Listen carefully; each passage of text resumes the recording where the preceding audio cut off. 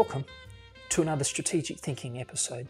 These episodes cover topics related to business, industry and the economy, and also your place in it and the organisation that you work for, that you serve, that you're associated with, their place in it, and how that you and that organisation can achieve long-term success. These episodes are about creating a pathway to the future.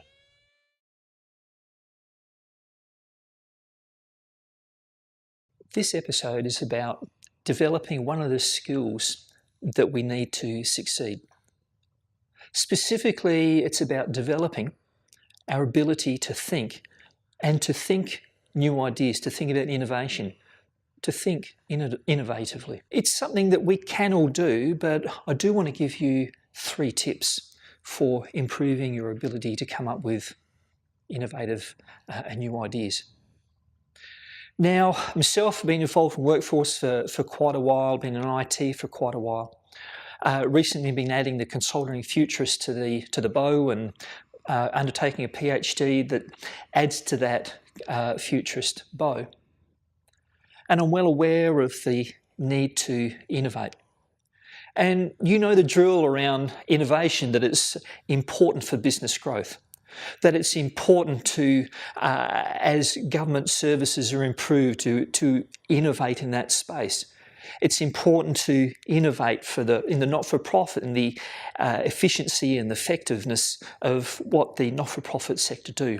Innovation is key. Innovation is a vital cog in the success of any enterprise, if you will, in your actual own ability to improve and develop. Now, you might have heard of Joseph Schumpeter.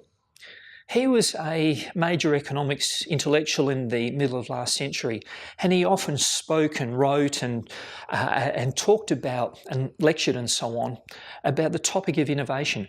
But he actually termed the phrase creative destruction. And what he was saying is creative destruction is that new things replace old, that innovative things replace the things the way they are.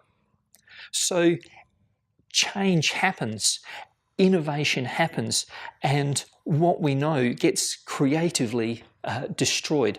And it's that process of innovation which provides that, if you will, that creative destruction. Now, one way of considering where innovation happens is by using the 4 Ps of innovation.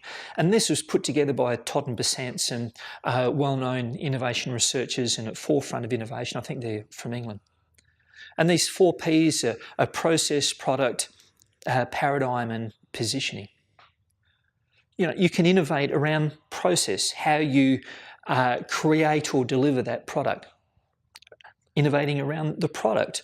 What is actually that good or service that you deliver, and can you innovate around there? Innovation is also around the paradigm, how you actually think about what you do and what you deliver. And the 4th area is positioning, and how you actually position, and you can actually innovate in the positioning area as well. Now, in order to improve your innovation, your thinking for innovation in each of those 4 areas, I want to give you 3 tips. 3 tips to get you started in improving your thinking skills in any one of those 4 or all of those 4 areas. And they are silo breaking, rule busting, and metaphors. Let's look at the rule busting for a start. You know, you make your cup of tea, and the rule is that you've got to dunk that tea bag in the hot water, and that is a rule. So a start for innovation is, how can you break that rule with that tea bag? Another rule is the silo busting, breaking out of the silos.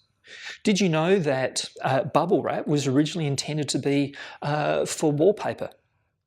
And someone broke that silo and said, no, we're going for the wrong market here.